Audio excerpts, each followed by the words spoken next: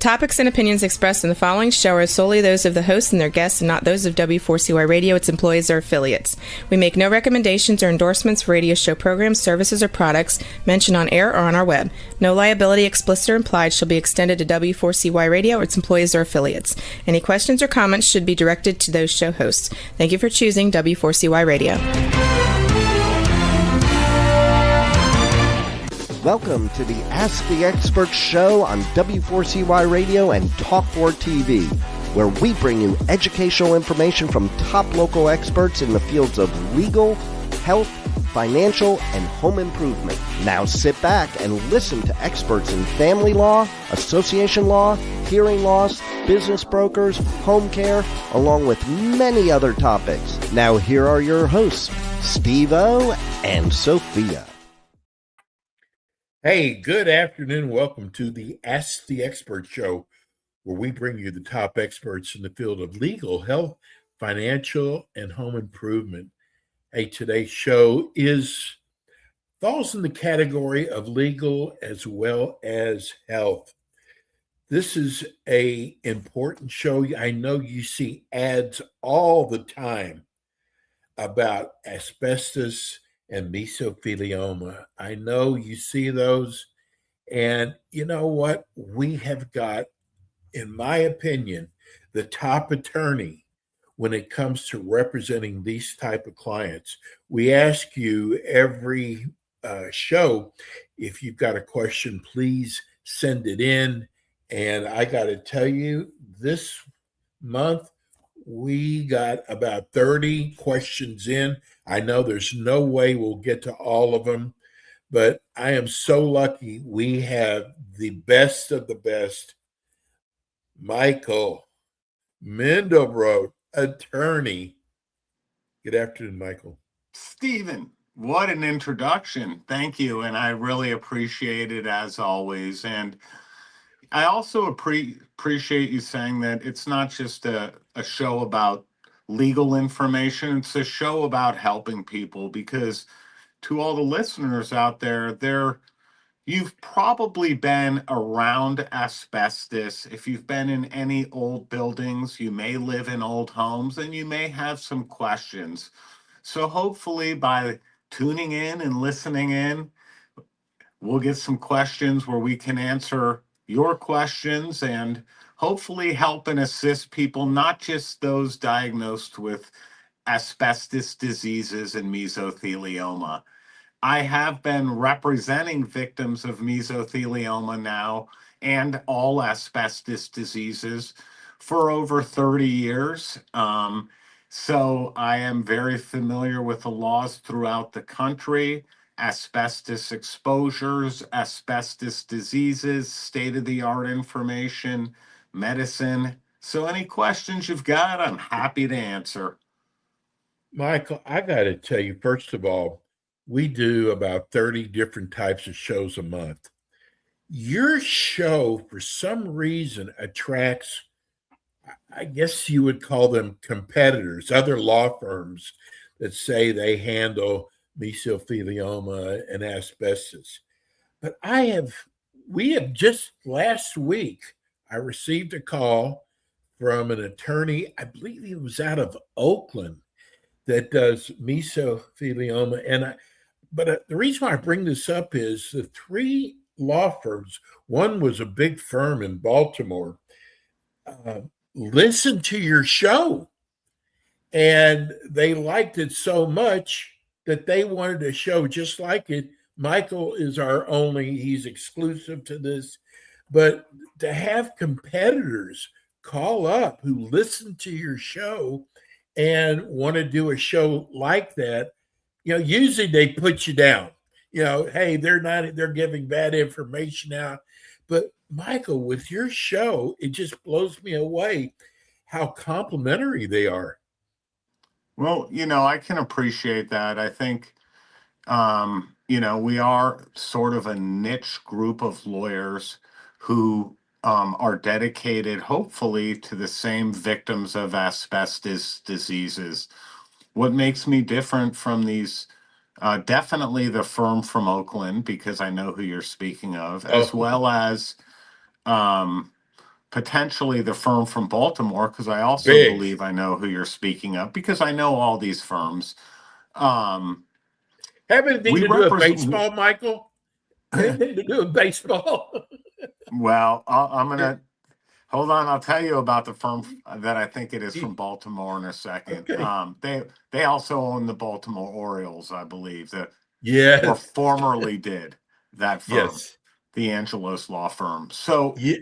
um, the Angelos Law Firm, like me, they also, but unlike the firm from Oakland, we still want to help victims of all asbestos diseases.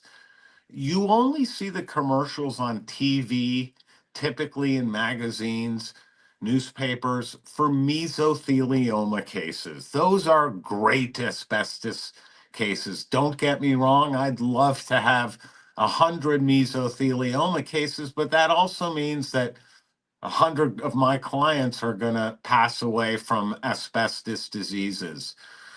More challenging cases for lawyers like me are lung cancer and asbestosis cases, where we also have to prove that those diseases were caused by exposure to asbestos.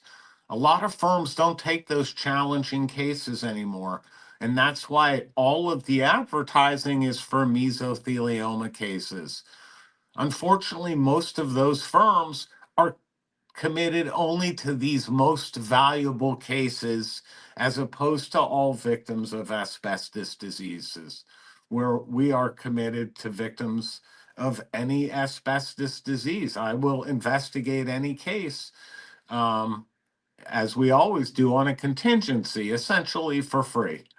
And, Yes. and we also, unlike many other firms, give VA disability assistance. A lot of our clients were in the military, and outside of their asbestos legal benefits that we can potentially get them, they may also be entitled to governmental benefits, VA disability benefits, where we don't make any money from that, but we will always assist clients in filing those claims.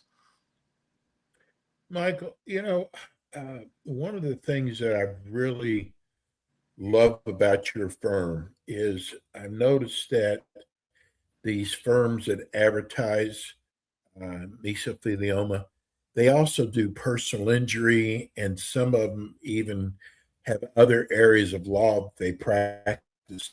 This is the only area you practice in.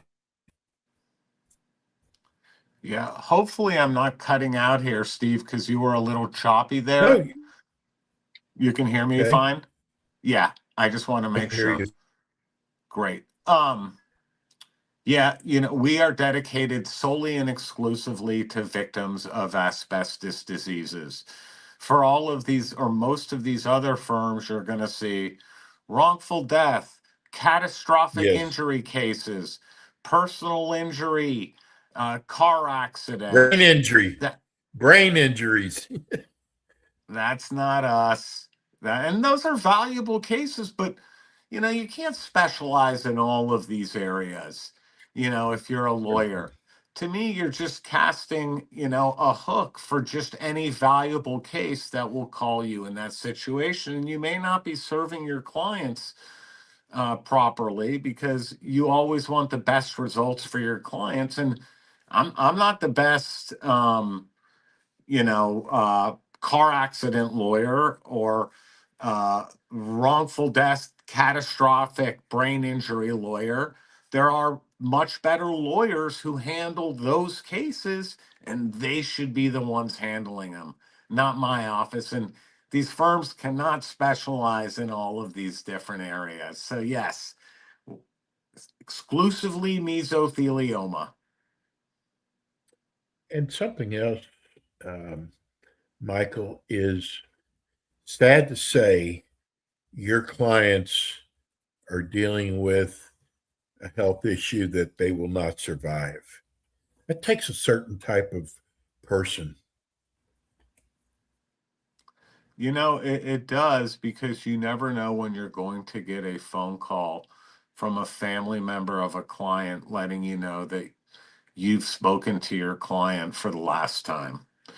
and that they've expired. And so it is something that you never get used to. And that is, truthfully, why when my clients call, one of the first things I always tell them is it's good to hear your voice. It's Yes. good to hear your voice because you don't know when you will never hear their voice again. So, yeah, unfortunately, mesothelioma is terminal 100% of the time. Nobody survives. You only extend your life, but the average life expectancy once somebody's diagnosed with mesothelioma is maybe 6 months, 9 months. Lung cancer, 2.5 years. And with asbestosis, which is also a terminal disease, well, it's not a cancer growing around the lung, it's like a spider web, just growing and slowly suffocating the lungs. And in those situations, maybe it's 10 years, maybe it's 15 years, but those 15 years, they're impaired. They can't breathe. Every time they go upstairs, every time they walk to the bathroom, walk to the kitchen, they notice it. And it's unfortunate. And, that's why we recognize it and we really try and help them. Something you may also, and, you usually do touch on it, Steve, because you're pretty passionate as well. And that is most of our clients, they're not from wealthy backgrounds. They're not white collar workers. Typically, asbestos was used in primarily blue collar settings, construction, shipyards, refineries, power plants, any type of hospital, school construction.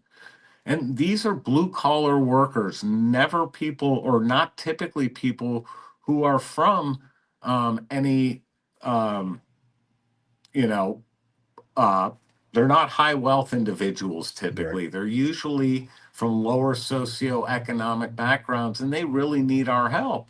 And that's also one of the reasons why all cases are on a contingency. We've never sent out a bill in 30 years. That's not serving these clients. Knowing that they may get a bill from these lawyers and not have a case, that is something that all of these clients fear. And so we never want that to happen. Michael, you do so much work before you even realize, and if you do, your first dime. And that's why your passion for this really stands out. Yeah, some of these cases, it may be 2, 3 years, an incredible amount of expense before we see any real compensation.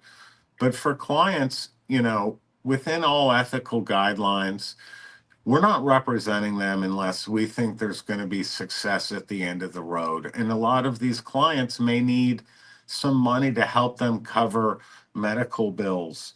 And in cases, quite often, we may have to advance clients' money during that process as well. So not only are we paying for these very expensive cases and claims that we're filing on their behalf, but we're also oftentimes putting out money to assist them in their if it's medical care or really um, health, safety, and welfare needs. We will assist them with advances on their settlements as well. And anything we can do to help these people and let them know there is hope. There's hope at the end of the line. I want to get to the letters. There's so many of them. And I've no, it's really, I was looking at the first 6, 7, 8 letters. They're all cities that are on the water. Does that surprise you? Not at all, since we've mentioned it, a couple of times in these podcasts, Steve. When you've got cities on the water, it's quite often that you're going to find shipyards. Hmm. And like I'm located in the Bay Area, we had two major naval shipyards, Mare Island Naval Shipyard, Hunters Point Naval Shipyard. And, as I learned over the 30 years, every naval shipyard, of course, major one is on the coast, whether it's in Bath, Maine, Bremerton, Washington, Texas. There's a lot, as well as private shipyards as well. So it doesn't surprise me at all because every naval ship built before 1980, as well as any other ocean going vessel, would have had asbestos on it. Navy ships were incredibly loaded with them, whether it was the boiler rooms and the insulation and the refractory materials, the fireproofing, the blankets, the welding, the gaskets, the packing, the flooring. It just was never ending.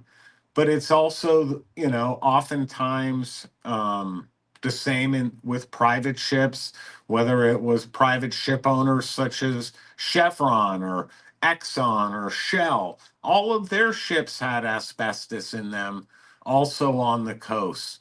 So it never surprises me when we get contacted with people on the coast. When you also have such, large shipping activity, you're typically going to have oftentimes refineries, if possible, near the coast so they can ship their oil. So then there's tons of asbestos in the refineries.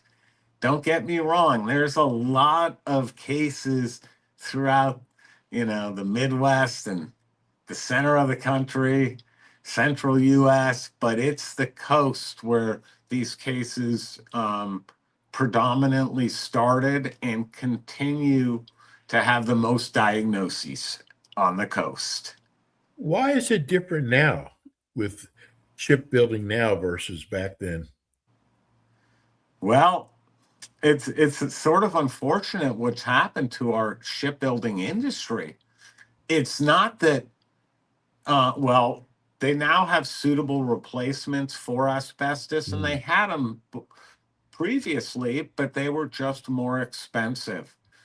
But if you look at the shipbuilding industry as a whole in the United States, I think we maybe have one or two major Navy shipbuilding yards, Newport News, I believe, in Virginia, where there used to be like 4 or 5. It's one of the things I actually was recently reading, and China has surpassed us fivefold in shipbuilding. Yes.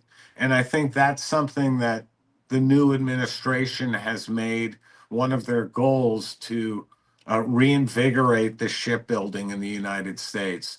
Not a lot has really changed. Clearly, asbestos isn't used as much anymore, but our shipbuilding industry is probably 5% of what it once was. And that's throughout the US. Okay, we're going to start off with Craig in Baltimore. What are the different compensation options available for mesothelioma patients? Lots. And again, it depends. Okay, so let's start with the biggest: suing solvent defendants, going to court, filing a lawsuit. Okay, that's the biggest one. Okay, say for example, you were exposed to General Electric turbines, Westinghouse boilers. Maybe it's Johnson and Johnson talc, for example, it's baby powder, and you've got mesothelioma. By far the largest, typically, method of compensation would be filing a lawsuit in superior court and litigating against those defendants in hopes of either getting a verdict or a settlement. Most of the cases settle. And let's just say, on average, if you've got mesothelioma, age 75, have some decent exposures to asbestos, let's say maybe you're looking at average about, excuse me, $3 or $4 million on average. Could be more, could be less, from solvent defendants. Second source of compensation, asbestos trust funds. Depending on what asbestos products somebody was exposed to, these claims could be as valuable as, say, $1 million. Used to be a Wow. lot more before these funds got raided by lawyers. Not me, of course, but other lawyers in my field who also run the trust, but maybe as high as $1 million. If you've got mesothelioma and you were exposed to some of the most valuable companies who have trust funds, their products. So that's the second source of compensation. Third, of course, completely separate, something we don't even handle, would be a workman's comp claim Mm. against your employer. Say you were employed at uh, 3M, for example, Chevron oil refinery. You can't sue your employer. That would be what's known as a workman's comp case. When I talked about the most, and maybe one or two jurisdictions you can, I think maybe Pennsylvania, you can sue your employer, but that's one of the only ones. Every other jurisdiction, that's a workman's comp case. Those cases, I don't know what they typically settle for, but let's just figure maybe $250,000 there. And then if you were in the military and you were exposed, for example, in the Navy, you would also have a VA disability claim. And I don't know exactly what those claims pay either, but that's usually a monthly award or a monthly stipend of like $2,500 a month, $3,000 a month, in addition to any other military benefits for the rest of your life. So there's multiple sources of compensation, Craig, from Baltimore. Um, and we try and access every single one, within the confines of the law. Within the confines of the law, we try and access every single one. Craig just did a follow-up question. It's a good question. He said, I heard that you said that most of your cases end up in a settlement. How do you know when you've gotten every dime out of them and there's probably no more money there? That's kind of a good question. It's not a good question. It's sort of a great question. I think that's something that sort of drives me, and I feel like it should drive lawyers in all their cases, and that is, have you done the best that you can for your client? Have you gotten all the money out of these cases? When I mentioned, you know, earlier about these firms that handle, dozens or literally hundreds of mesothelioma cases, those are the types of cases where I am almost certain that there is millions of dollars left on the table for their Oh, no. clients in every case, because it is impossible to really properly work up these cases. Um, that meant it's impossible to work up that many cases to understand how all of those clients each year, how they were exposed to asbestos and all of the products they were exposed to. Because one, we're still discovering new exposures even today. Like we've mentioned in the past, the Johnson and Johnson's baby exposure, Yes. cosmetics, which had, like women's cosmetics who had talc in them. So you get a lot of hairdressers and barbers. And so we're learning new exposures. I guess the best way that I try and personally handle that is I never close my cases. I don't tell a client, hey, your case is now closed. Um, there's no more money for you. We're closing your file. Even if we've gotten them $10 million, we're not closing that case for a couple of reasons. One, we may discover some new exposures within the statute of limitations. Or two, some of the claims that we file may pay these clients additional money. I guess, it is probably one of the best questions that I've been asked and one of the most difficult ones. And the answer, I think the best answer is we don't know. We don't know. But if I feel like if you have, as a lawyer, if you able to give your best effort into each case to try and determine each and every exposure that they had. And the reason that I say that is, the experts, and I'm not a medical expert or a doctor, but the experts in these trials will say that every significant um, we will use significant exposure contributed to the disease. But how would you define significant? How do you define that? Is a Yeah. week of exposure where someone's exposed to 10 million asbestos fibers grinding gaskets, is that significant? Or does it have to be 2 years of exposure working at a shipyard? And that's a question that the jury has to answer in these cases. What is significant? But as a lawyer working up these cases, I look at it as every exposure is significant because that's another possible exposure that can get my client compensated.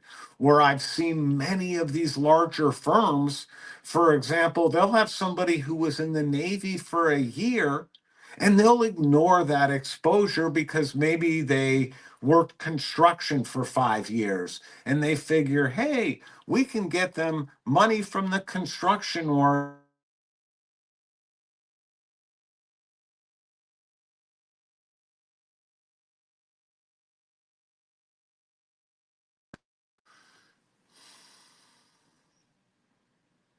Still there? Yes. Yes, you were Oh, on money good. from the construction work. Sorry, one more time. You were on money from the construction work? Oh, I apologize. We may be able to get them money from the construction work as well as money from their time in the Navy that these other firms ignored. Significant money. But these other firms just see the big exposure when what the experts say is even a week of exposure, even maybe 2 days of exposure. If you're exposed for 8 hours a day, that's 16 hours. Could be 10 million asbestos fibers at least you're exposed to. So we consider every exposure significant. And thank you for that. Sorry about that. There was That's a okay. call had come in. And You know what, Michael? Also, I think you're leaving one important thing out. Your experience. You've been doing this for over 30 years. You must have a feel for every case. That, of course, yes. And not only a feel, but what we've also done is kept a database so that anytime a client, anytime we get records on a Navy ship, for example, anytime we get records on a refinery, anytime we get the state of uh, Alabama's records of where all their boilers are, and what their locations are and who made them. We have saved all of this information and put it into a database so that we've not only do we get a feel or an instinctive feel of where somebody was exposed, but we can also run all of their sites, locations, ships, shipyards, power plants. We can run them all, any site in the United States, schools, hospitals, you name it. We can run them through our database, and it'll also tell us whether or not they had asbestos at that location, who made it, what type of asbestos, was it in the drywall, the fireproofing, all of those details we've got. We're getting a lot of people want to know, what should I look for if I think maybe I have asbestos or mesothelioma. Can you tell us? Because one of them said, uh, sometimes I think I might have COPD, and I guess they go to a pulmonologist. Is that right? That exactly. And I'm glad you mentioned COPD. 99% of pulmonologists that I have encountered, when somebody walks in to a pulmonologist and says, I have a breathing problem, the first question that pulmonologist will ask is, have you ever smoked cigarettes in your life? Mm, The first question isn't, were you ever around asbestos? What do you think may have caused this? The first thing 99.9 want to point to is smoking cigarettes, and which typically leads to a diagnosis of COPD. I can't tell you how many people have come to me where their medical records said COPD, and we sent it off to our doctor, and we sent their CT scan or X-ray, which is what this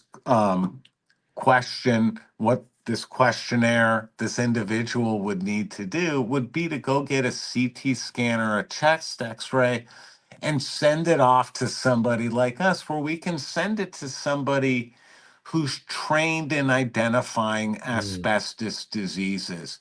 I am certain that most local pulmonologists do not have not been literally trained, licensed, and certified in identifying asbestos related diseases. Yes, they are licensed pulmonologists, but I can tell you that these pulmonologists, 99% of the time, if somebody walks in and says, I've got a breathing problem, they may give them a CT scan or a chest x ray, but the first thing they will typically point to is smoking. Now, I mm, will say for this individual, there's another test that pulmonologists very frequently do. It is known as a PFT, or a pulmonary function test. It is where you just breathe into a tube and walk on a treadmill. There are scores which a pulmonologist should be able to identify. I can now identify from those pulmonary function tests, because one of these doctors trained me in identifying which score will show you whether it is more likely smoking or asbestos that caused this individual's problems. But understand, there's really three different breathing problems I've often seen when somebody's got a breathing disease. Could be asbestosis, could be caused by asbestos, could be COPD caused by smoking, chemicals, fumes, or it may have some unknown causes even if the person didn't smoke.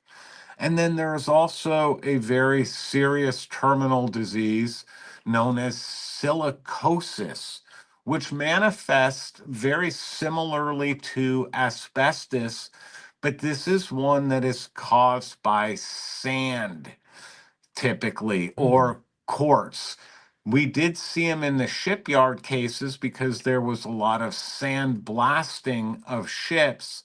But now you are, and I think because there's been some recent verdicts around the country, you will start seeing a lot of these silicosis ads and silicosis cases for quartz countertops, which were loaded with sand or this type of hazardous silica that was used in countertops. And individuals who cut countertops are very susceptible to silicosis. And so that is the third disease. And that's why you may start seeing a lot of commercials, because very recently there was some very large verdicts around the country for these cases. And naturally, a lot of firms that handle mesothelioma cases, not mine, immediately are jumping into these silicosis cases too. So great question though as well. Go in, get a chest x-ray or a CT scan and a breathing test, a PFT from a pulmonologist. If you have any questions about the diagnosis, and you've had, especially if you've had a lot of exposure to asbestos, you can send them to my office. We'll send them off to the doctor. You'll never see a bill from us. Any other kind of symptoms besides breathing, Michael? Sure. A lot of, chest pain, pain in the abdomen, under the lungs quite often. You will see, and it is often accompanied by breathing.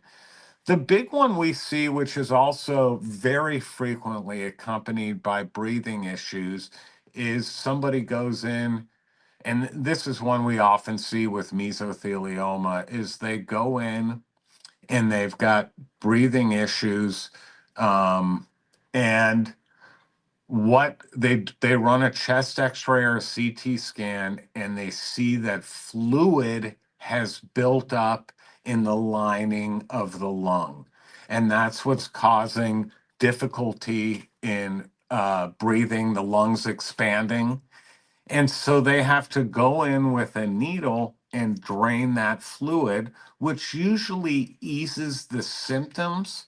However, that is one of the really early warning signs that we see in mesotheliomas is it is breathing problems, but also fluid buildup in the lungs.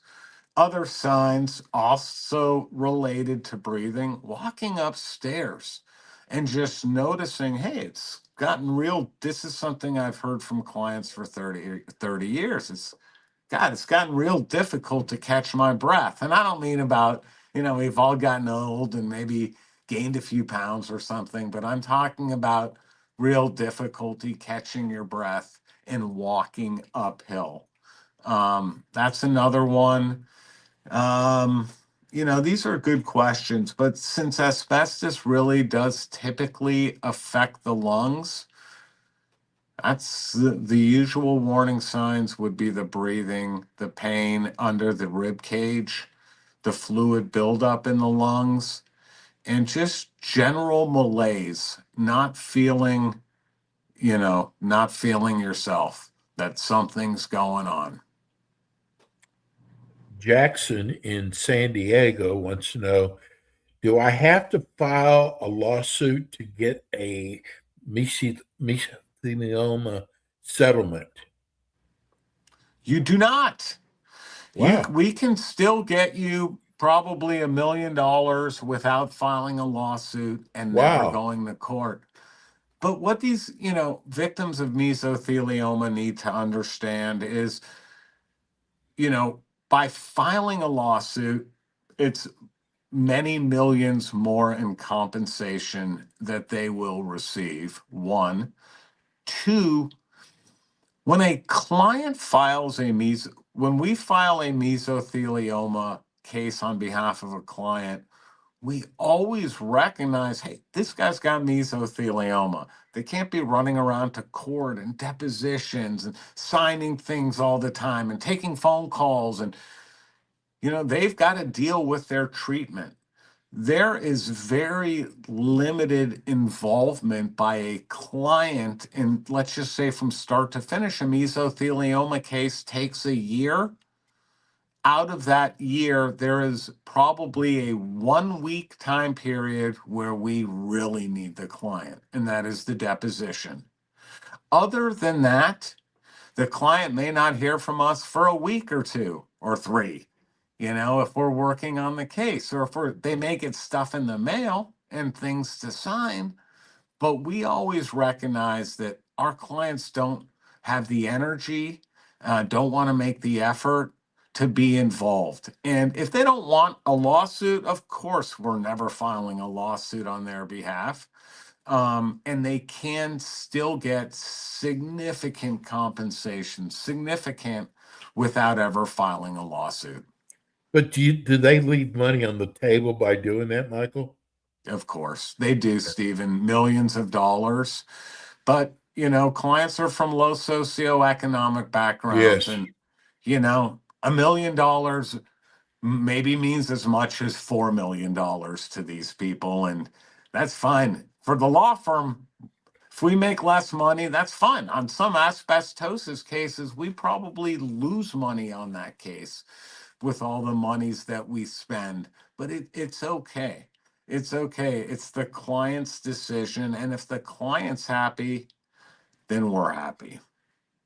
It's amazing, Michael. When we first started this, I went, God, are there enough questions in a 25-minute show? And I was blown away.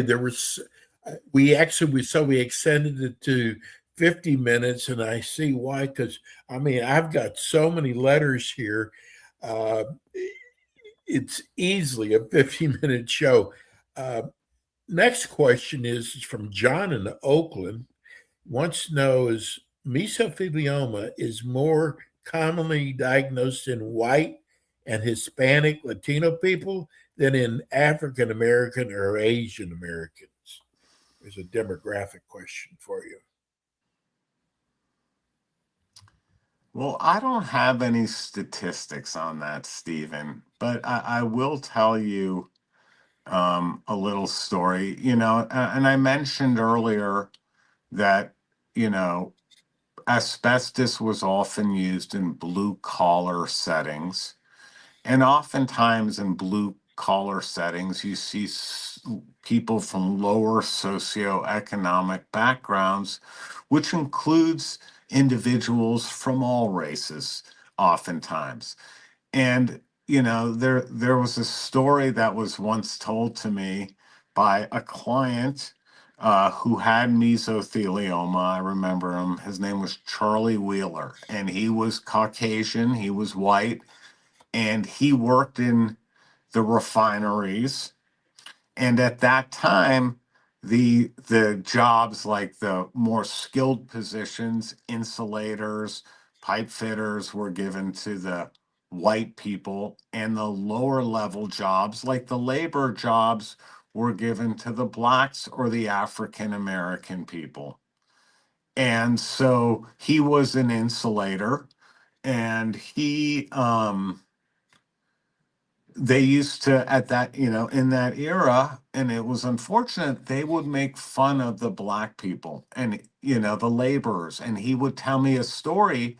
They would make fun of them because they would tie wet rags around their faces when they were sweeping up and cleaning up the refinery after an overhaul, which involved a ton of asbestos. And they would call them names like wimp and that name that starts with a P, which I won't say on the air, I know. for working in the refinery and having to put these wet cloths around their faces. And what he told me was, interestingly enough, it was him and all the white insulators who got sick. And it was these African Americans who oftentimes didn't get sick because they were smart enough to put these wet rags around their faces. That doesn't necessarily answer your questions, but I think asbestos, let's just say asbestos disease isn't a racist in any way. It'll hit all races. We've had clients of all socioeconomic backgrounds, Muslims, Hispanics. Like now we represent a lot of Hispanics because we represent a lot of people who worked in asbestos mines in Arizona. And 90% of the people working, or maybe even 95, were Hispanics. So in that case, it's almost all Hispanics coming out of the mine. I think the best answer is no. You are not more susceptible. I think in the old days you would have been more likely, maybe based on the type of work that you did, more grunt work, more sweeping, more exposure. But I don't even know that that's the case. So it hits anybody and everybody. Boy, this has got to be a popular show. We're getting people are writing us to put them on the Discord, say, no, well, your show's come on. That's a nice compliment. Hey, Michael, what about statute of limitations?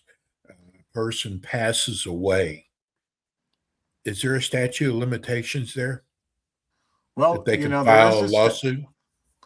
there's oftentimes a statute of limitations both at a time of diagnosis. So if someone goes in and gets diagnosed with mesothelioma, their statute of limitations typically starts to run on a personal injury case. California, it varies from jurisdiction to jurisdiction, state to state. Some are as short as 1 year, some may be as long as 5 years from diagnosis. And then, same thing, a statute of limitations on wrongful death cases as well. They vary from state to state. We always want to get a case on file within a year of the time somebody passes away. The shortest statute of limitations for wrongful death cases are 1 year. Can we still get them money? Say somebody died of mesothelioma, the family is absolutely traumatized. They don't want to deal with lawyers. 2 years later, they call us and say, hey, my grandfather passed away from mesothelioma 2 years ago. Is there anything you can do? Well, the first thing we'll do is research all of the places they were exposed. Even if I'm in California and they're in California, maybe they were in the Navy and exposed to asbestos in a state that has a 2 or 3 year statute of limitations. A lot of the trust funds that we file allow you to file 3 years from diagnosis. So even if somebody contacts us and a statute of limitations may appear blown on at first blush, there are often ways we can get around those. They do apply. Think the shortest are 1 year, the longest are maybe 5 or 6 years.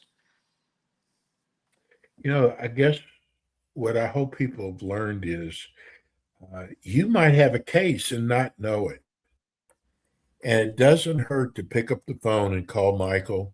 We're running his phone number and his website. But for all of you who are listening on radio, Spotify, Michael, how do people reach you? Our call center is at 1-800-970-DUST, DUST.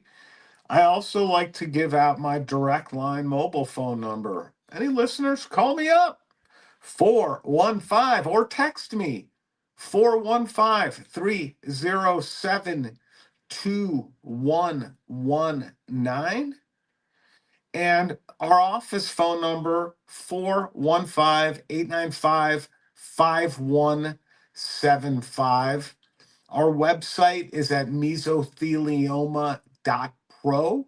You can always contact me there as well. You can find me on TikTok. You can find me soon on YouTube and Instagram as well. But of course, on Ask the Experts every month, I'll be here. Michael, I so appreciate your knowledge and actually the way you share your knowledge. Michael will be back again with us next month. Michael, thank you so much. We'll see you soon. Goes too quick, Steve. Have a great day. Thanks again. I know. Take care, Michael. Hey, that's attorney Michael Mandelbrot. Folks, listen, if it comes to mesothelioma or asbestos, he's the best. He is the best, and you will be so satisfied with him. That's going to do it for us today. We'll be back in with you next week with more Ask the Experts. Thanks for tuning in today to the Ask the Expert show on W4CY Radio and Talk4 TV. Tune in next week and every week to hear more from our experts on personal injury, insurance, air condition repairs, estate planning, Medicare, and many other topics in the areas of legal, health, financial, and home improvement. See you next week.